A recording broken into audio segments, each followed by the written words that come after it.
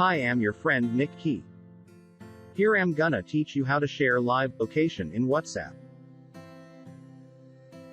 First, open any of your contact in WhatsApp for share location.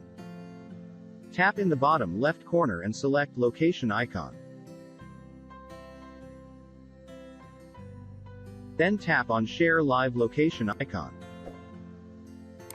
Here you can select a time duration, how long you want to share your location to selected contact. Now your friend can track your live location anywhere in a specific time that you given. Hope you understand how to share your live location in WhatsApp. Thank you so much for watching our video. For more informative videos, please watch and subscribe our channel. See you soon.